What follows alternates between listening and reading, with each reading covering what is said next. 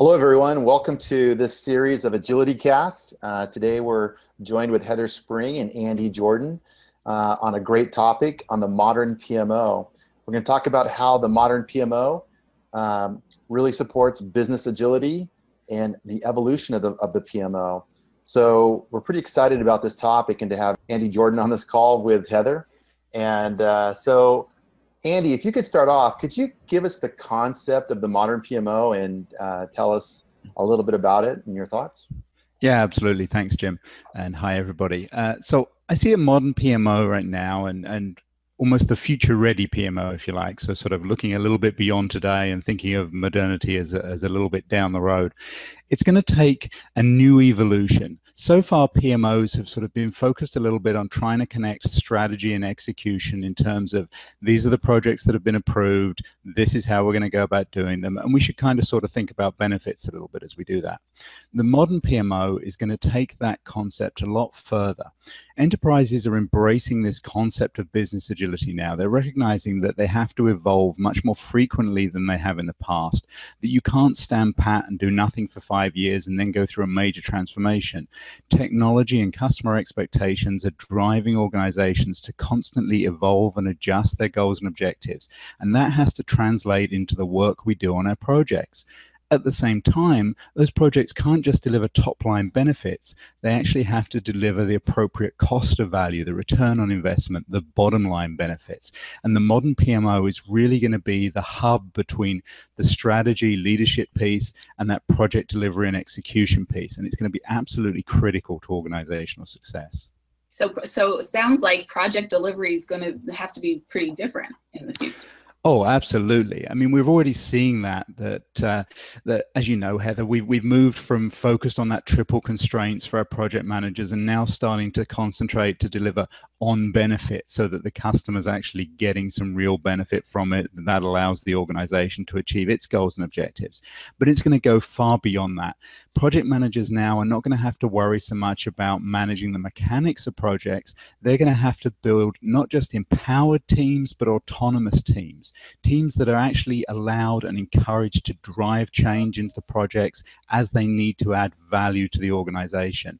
And that means that we have to create an environment where we ask for forgiveness, not permission, where we actually drive many, many changes into the projects during the course of execution, where our people move around from one project to the next, and maybe even we move beyond this concept of a project where we bundle a piece of work together and start thinking of team workflow instead and have our work actually sort of route its way through different teams. It's going to be very, very different, and it's very, very exciting. This is just kind of came to my mind. Is that a cultural change that people are ready to accept? It's interesting. I think that a lot of organizations talk about driving cultural change as if it's something that they can suddenly decide they're going to come in on Monday morning and have a new culture. I don't think you can do that. I think culture almost comes last. You have to change behaviors, you have to change the way of thinking, and that in turn evolves the culture. It's certainly something that is very, very new for organizations. It's something that's a little bit scary for some people, but it's the only way that organizations are going to be able to thrive in this new, fast-paced and ever accelerating world. You know, Andy, beyond culture, this is a pretty big fundamental change for an organization. Are companies ready for it? Yeah, it depends who you speak to, I think. A lot of executives think they're ready for it. They think that they're already embracing the concept of business agility and everything is wonderful in their world. But I don't think they really realize just how fast the world is going to get, just how quickly they have to change. You have to be able to pivot almost instantly. And the most successful organizations are not even going to wait for those changes to happen in their environment. They're going to be able to predict them and be able to adapt before those changes have actually happened, and sort of achieve that true sense of giving the customer what they want before the customer even knows they want it. I think that's something that organizations kind of sort of know is coming, but they don't necessarily realize just how disruptive it's going to be.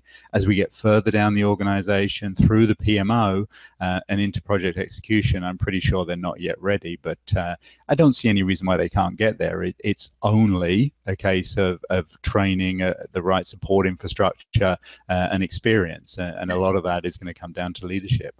It's only a case. Yeah, just that simple, Heather. this. Yeah. So, so you said some people feel like they're already there. The PMO leaders, do you get the feeling that they feel like they're there, or they're ready, they're evolving or slower to adapt? Yeah, I think some PMO leaders are starting the journey. They're starting to recognize that they need to become more business leader than project leader. And we're starting to see the smarter organizations and the smarter PMOs already make that shift. The historic PMO leader is somebody who's been promoted through the project vertical. They started off as a PM, they became a program manager, they maybe took on a couple of roles within the PMO, maybe did some portfolio management, and now they're leading the PMO themselves. Nothing wrong with that. We have to supplement those skills with real business experience, business acumen, business judgment. PMI is recognizing that with the talent triangle, but it needs to go beyond that. I think the shift that PMO leaders are not yet ready for is the next generation of leader is probably going to start playing down the importance of projects. I can see a time when PMO leaders are experienced, successful business leaders who may have only peripheral experience actually leading projects and programs, because that stuff can be taught and that stuff can be delivered by the experts. And that's a shift that I think is still a little way in the future, but it's coming. Yeah, I've seen in some of the talks that you've done, you talk about the PMO becoming a trusted business partner. Mm-hmm. Yeah. Absolutely. It's something that has to happen, because you can't trust the PMO with the execution of your strategy, the achievement of your goals and objectives, if they're not trusted beyond a service provider as a business partner. You know, this kind of leads to infrastructure, Andy. So I'm curious about what kind of support infrastructure does an organization need to invest into for all of this? I think the good thing about software suites these days is you don't have to worry about the mechanics of project management. The right solution can help you do all of that, all the workflow that's there, all the collaboration that's there, all the reporting and analytics that exists. That stuff organizations are starting to get a handle on. Where we go to the next level with the Modern PMO is we have to start looking at the two different elements of infrastructure. We have to look at the traditional PPM piece, and then we have to bring into that the whole agile concept. So we're truly creating an integrated software infrastructure that can combine the whole investment planning piece, the financial budgeting, and then at the other end, the return on investment, with the project delivery across the entire portfolio, not just the traditional waterfall or not just agile, but one portfolio that contains everything and allows the PMO to have the control over what's going on, and allows the PMO to provide project teams with meaningful decisions and impacts of those decisions, and provide leadership with data that can easily be transformed into actionable information.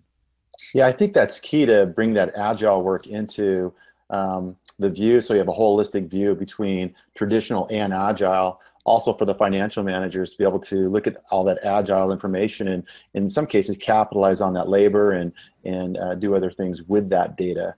But I think it's like, yeah, go ahead. Sorry, absolutely. Agile is just a way to deliver projects in large A agile methodology.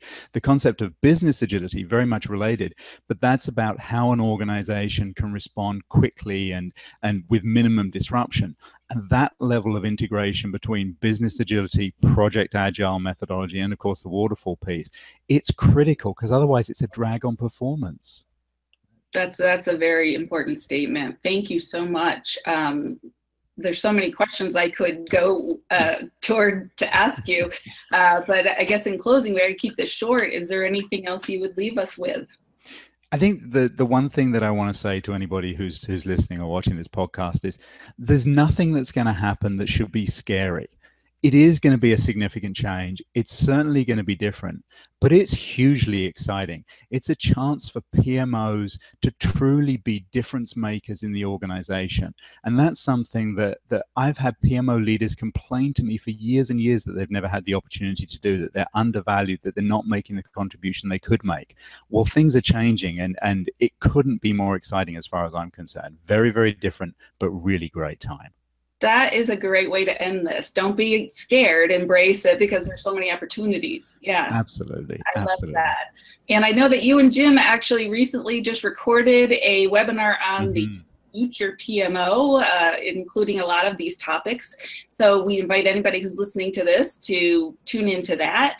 And thank you for helping us on our quest to learn more about where business agility is really kicking up, and who's doing it and what the benefits are. So we really appreciate you being here, Andy and Jim. Thank you.